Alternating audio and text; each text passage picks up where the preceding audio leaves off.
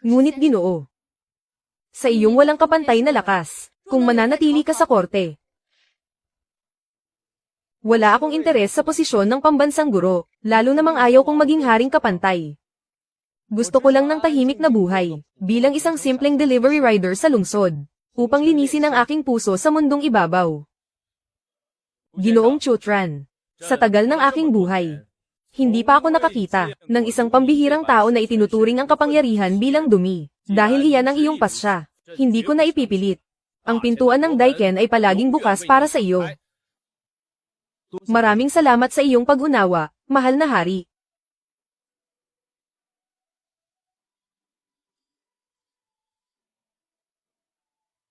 May pumasok na order sa system. 30 minuto na lang bago malate. Hanggang dito na lang kayo. May kailangan pa akong i-deliver sa lungsod. Malapit na akong malate.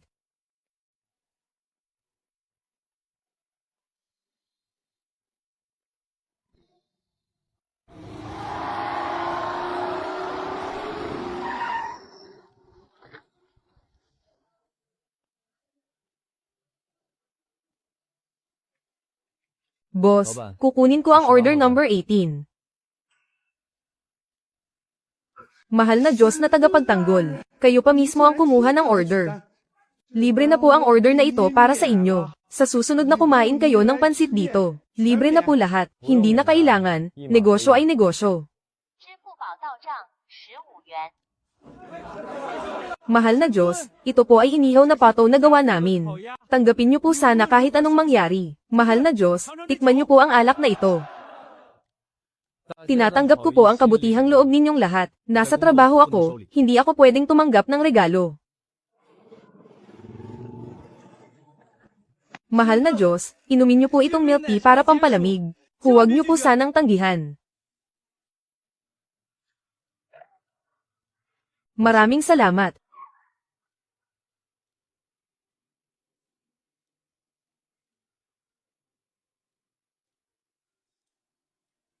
Kayo nga po talaga ang Diyos na tagapagtanggol ng bansa. Hindi ako makapaniwala na kayo pa ang nag-deliver ng package ko. Sulit na ang buhay ko. Huwag kang lumuhad. Pirmahan mo na ang dokumento. Basta bigyan mo lang ako ng 5-star rating. Ayos na. Opo, siguradong sigurado. Susulat pa ako ng 10,000 salita para sa magandang review ninyo.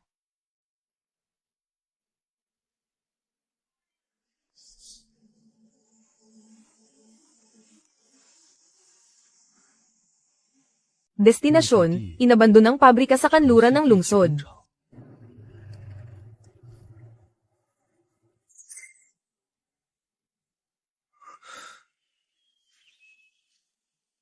Inabandonang pabrika sa kanluran ng lungsod. Ang humingi ng tulong mula sa ganitong liblib na lugar, ay siguradong hindi isang biro.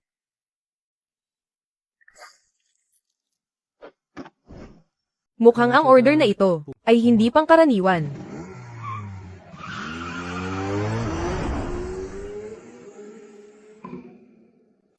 Matandang hakluban. Pera lang ang habol ko. 10 milyong ransom.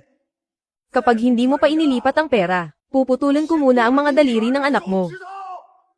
Ililipat ko na ang pera, ililipat ko na lahat. Parang awa mo na, huwag mong saktan ng anak ko. Ha ha ha, huli na ang lahat. Ngayon, hindi lang pera ang gusto ko ring makakita ng dugo.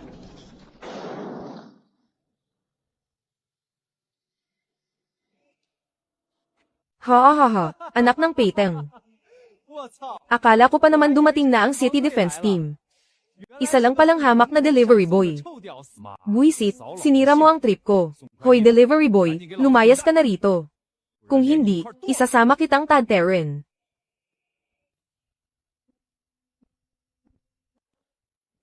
Nandito ako para mag-deliver ng urgent order. Tutal na abutan ko na rin lang ang ganitong eksena. Mangingialam na rin ako. Bata, tumakbo ka na. Papatay talaga sila ng tao. Mangingialam. Ipapakita ko sa iyo ngayon kung paano isulat ang salitang kamatayan. Mga kasama, tigbakin niyo ang lalaking yan.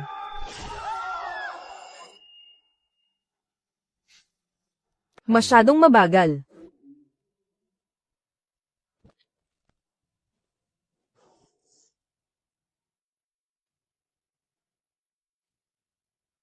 Masyadong malakas ang isang to. Sugurin natin siya ng sabay-sabay.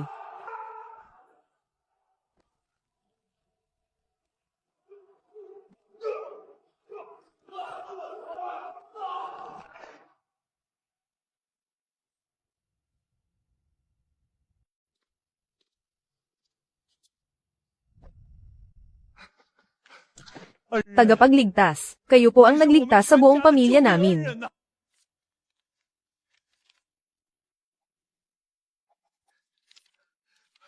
Tagapagligtas, ito po ay isang tseke na nagkakahalaga ng 50 milyon. Nasa likod po ang password. Sana po ay tanggapin ninyo, bilang maliit na pasasalamat mula sa akin. Isa lang po akong delivery boy. Ginagawa ko lang ang trabaho ko. Pirmahan nyo na lang po itong delivery. Ayos na yan. Huwag kalimutang mag-iwan ng 5-star rating.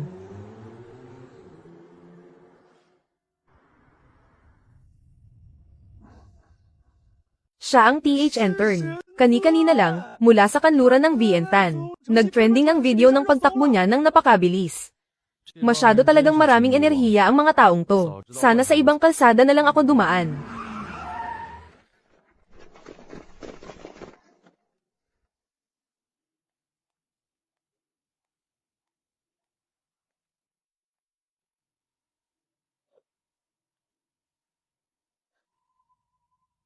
Ginoo, may mensahe mula sa VoTH Enson. Ang dakilang elder na si TRUNG Kong.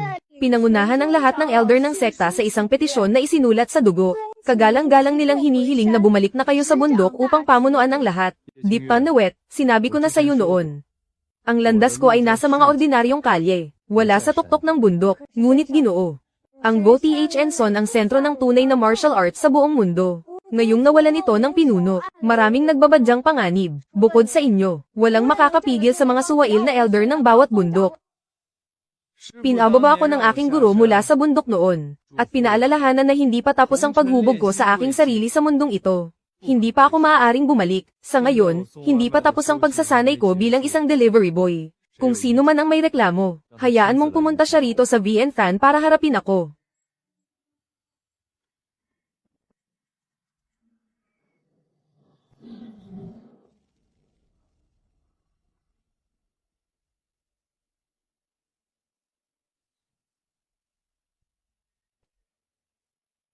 Batang Panginoon. Sa wakas, nahanap din kayo ng abang lingkod na si TRUNG Kong. Elder TRUNG Kong, bakit kailangan mo pang gawin ito? Batang Panginoon, matagal nang pumanaw ang dating pinuno. Hindi maaaring mawalan ng pinuno ang sekta kahit isang araw lang, kung hindi kayo babalik. Ang daang taong pundasyon ng VoTH Enson ay baka tuluyan ng masira. Nakikiusap po ako sa inyo. Bumalik na kayo at pamunuan kami. Tumayo ka na. Salamat po, Panginoon. Pangako, babalik ako para tingnan ang sitwasyon. Maraming salamat, Batang Panginoon. Ihahanda ko agad ang isang pribadong eroplano upang ihatid kayo pabalik sa bundok ng pinakamabilis. Hindi na kailangan. Masyadong mabagal ang pribadong sasakyan. Ako na mismo ang aalis. 5 taon na ang nakalipas. Panahon na rin para tapusin ang aking pagsasanay sa mundong ito.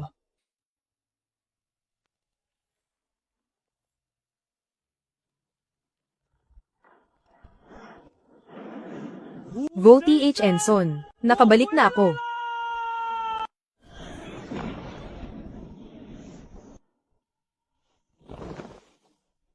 Maligayang pagbabalik sa bundok, Young Master.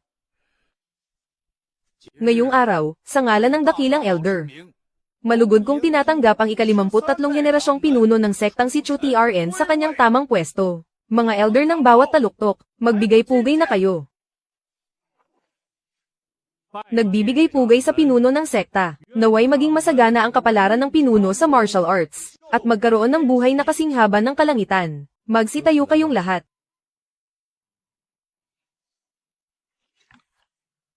Pinuno, mangyari po lamang na magpalit kayo ng kasuotan, isuot ang formal na balabal, at pumasok sa pangunahing bulwagan. Hindi na kailangang magpalit ng damit.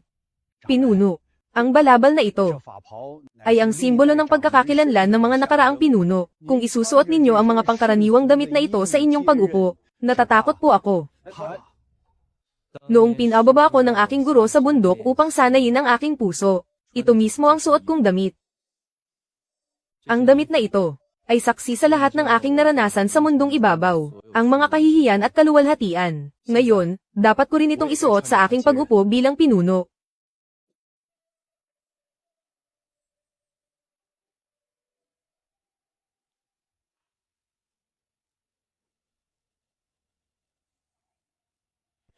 Nagbibigay pugay sa kagalang-galang na pinuno. Tanging ako lang ang nakakaalam ng aking mga pinagdaanan. Tanging ako lang ang nakakaalam ng aking mga pinagdaanan. Sa loob ng 3 taon na ito, tiniis ko ang lahat ng pang-aabuso sa pinakamababang antas ng lipunan. At naabot ko rin ang rurok ng kapangyarihan. Ngayon ay naiintindihan ko na. Ang tunay na kataas-taasan ay hindi nasusukat sa kapangyarihang sakupin ang mundo o sa pagsamba ng libo-libong tao, kundi sa kakayahang manatiling matatag matapos dumaan sa kasaganaan at mga pagsubok, at hindi makalimutan ang orihinal na layunin, na mapanatili ang pagiging isang simpleng tao.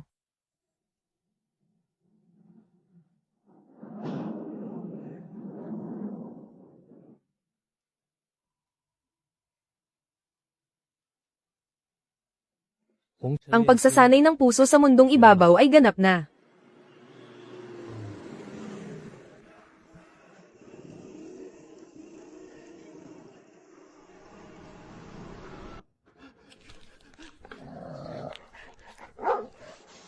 Hoy, may bote pa rito. Ito, bilisan mo. Ang lahat ng sanhi at bunga ay sariling kagagawan. May pumasok na order, siguradong may hahatid. Pulutin mo yan. Sino ka ba sa akala mo? Ayokong pulutin. Anong gagawin mo sa akin? Ikaw na umalis sa pamilya LIU namin, ni hindi nga makakain ng sapat, may gana ka pang magmayabang dito. Uulitin ko sa huling pagkakataon.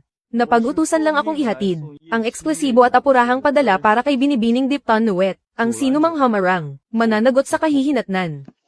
Nagkukunwari ka pa rin dito, hayop ka. Titignan ko nga ngayon, kung ano ang nasa loob ng basurang bag mo na yan. Anong klaseng basura ang dala mo?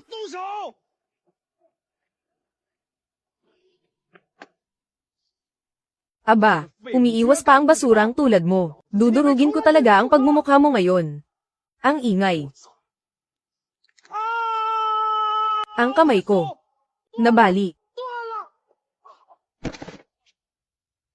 Ang lakas ng loob mong saktan si Young Master LIU sa harap ng hotel. Mga kasama, tapusin niyo siya.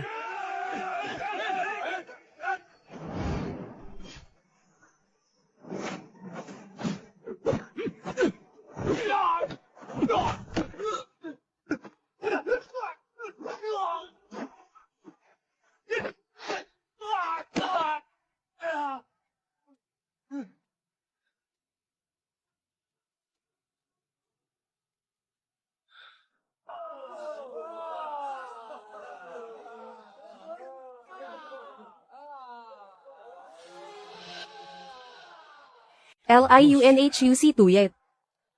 QTRN, anong ginagawa mo rito?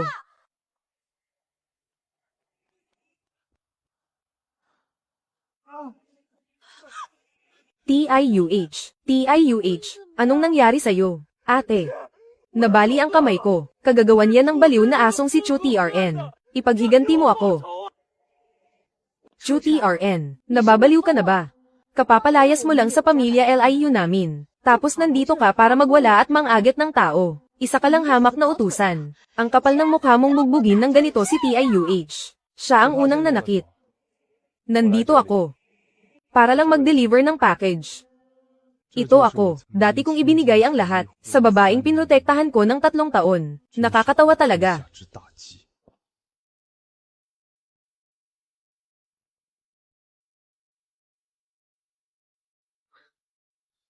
Delivery. Chu Chen. Sira na ba ang ulo mo? Akala mo ba palengke ito? Ngayon ang araw ng seremonya ng pagsuko ni Marshal Venerable. Ikaw na amoy, basura at hampas lupa. Karapat dapat ka bang tumapak sa red carpet na ito? Ang package na hawak ko ay mula mismo kay Marshal Venerable Ye Qingyu. Siya mismo ang nag-order nito. Ha ha ha ha. Nag-order sa'yo si Ye Qingyu. Sino ka ba sa akala mo? Isang nakatagong supreme. Isa ka lang. Hamak na langgam na nagde-deliver ng mga mumurahing package. Nabaliw ka na ba sa pag-asam na kumapit sa mga mayayaman? Chu Chen. Bakit hindi ko napansin noon na napakakapal ng mukha mo at puro kakasinungalingan? Akala mo ba sa paggawa ng ganitong walang kwentang palusot, makakaalis ka ng buhay ngayon?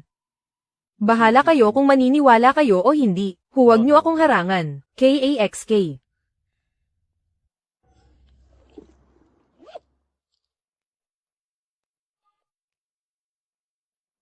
Tumigil ka. Sinaktan mo ang tao ng pamilya Liu, at gusto mo lang umalis ng ganoon. Mangarap ka. Tatawagin ko ngayon din ang City Defense Guard para hulihin ka. Ngayong araw, sisiguraduhin kong magbabayad ka ng malaki. Ipapaalam ko sa'yo ang mangyayari sa mga bumabangga sa pamilya Liu at Wang. Chu Chen. Wala ka talagang kinikilalang batas. Akala mo ba ito ang squatter na pwede kang magwala? Tatawagin ko na ang City Defense Guard, para ikaw na baliw sa gulo, ay mabulok sa kulungan habang buhay. Bahala ka sa buhay mo. Sasabihin ko ito sa huling pagkakataon. Nandito lang ako para mag-deliver ng urgent package. Tumabi kayo.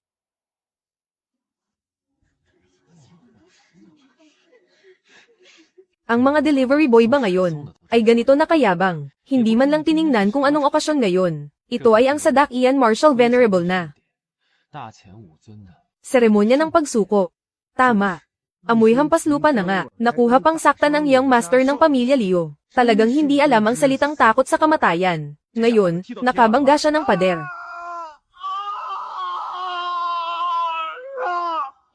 Ate.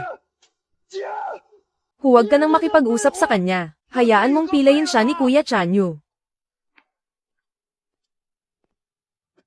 Ruizu. Sa pagharap sa ganitong basurang hampas lupa, bakit kailangan pang abalahin ng City Defense Guard? Ipaubaya mo na lang sa akin ito. Chanyu. Mag-ingat ka. Ang baliw na asong ito ay sinaktan si Xiaohu kanina. Wala na siyang katinoan ngayon. Hey. Katinoan. Sa harap ng kapangyarihan ko sa Martial Alliance, kahit na isa pa siyang baliw na aso, kailangan niyang lumuhad sa harapan ko. Chu Chen. Matagal na akong nanggigigil, sa iyong basura ka. Ikaw na itinapon ng pamilya Liu, pinalayas na manugang. Anong karapatan mo, na tumayo rito at dumihan ng hangin? Wala kang pakialam, lumayas ka. Aba, matapang kang palayasin ako. Hindi mo ba alam kung paano isulat ang salitang kamatayan? Tuturuan kita ng leksyon ngayon. Bibigyan kita ng 3 segundo. Lumuhad ka agad at humingi ng tawad kay Xiaohu. Tapos gumapang ka sa ilalim ng mga binti ko. Kung hindi, sisiguraduhin kong hindi ka na makakatira dito sa Yuncheng. Kahit mag-deliver ka pa. Wala ka nang makukuhang kahit isang order. Ang paningin ng mga ordinaryong tao, hanggang doon lang sa nakikita nila. Ang kapangyarihan at kayamanan sa maliit na mundong ito. Tapos na ang 3 segundo. Paano mo ba ako papalayasin dito?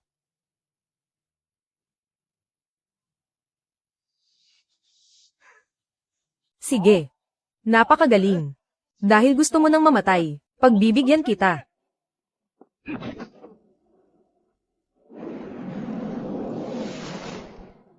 Tapos na ang 3 segundo. Paano mo ba ako papalayasin dito? Ah.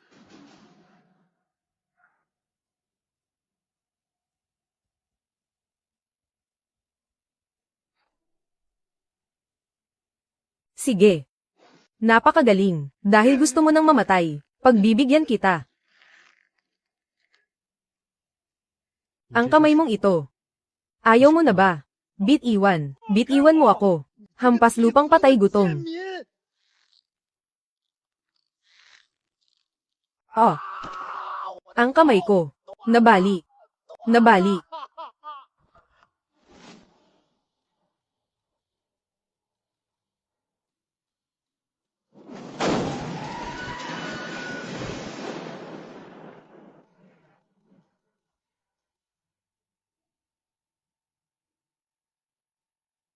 Chan Yu. Chu Chen. Nababaliw ka na ba? Alam mo ba kung anong ginawa mo? Si Chan Yu ay anak ni Wang Xiaotian, ang opisyal ng Martial Alliance. Ang lakas ng loob mong malubhang saktan siya. Siya ang unang nanakit. Ipinagtanggol ko lang ang sarili ko. Ipinagtanggol ang sarili. Huwag ka nang magpalusot. Ang daming nakakita sa paligid. Sadyang sinaktan mo siya. Tatawag ako ng pulis. Ipapadakip kita sa City Defense Team. Mabubulok ka sa kulungan. Tama. Ay pakulong siya. Huwag na siyang palalabasin habang buhay.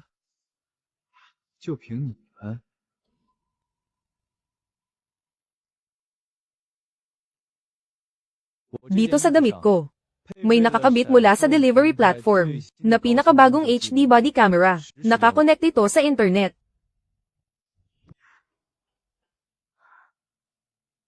Kung paano niya ako hinamon kanina, at kung paano niya ako sinuntok. Nakuha ang bawat segundo nito, at automatikong na-upload sa cloud server. Kung ang Martial Alliance, o ang City Defense Team ay humingi ng ebidensya, pwede nilang kunin sa platform anumang oras. Ngayon, huwag nyo nang sayangin ang oras ko.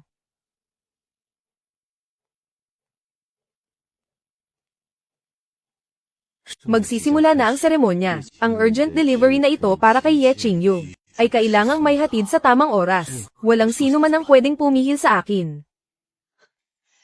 Hindi ka makakapasok. Sinaktan mo sina Chanyu at Xiaohu. Tapos tatakas ka lang sa panaginip mo. Papunta na ang tatay ko kasama ang mga tauhan niya. Kahit tubuan ka pa ng pakpak, hindi ka makakatakas ngayon.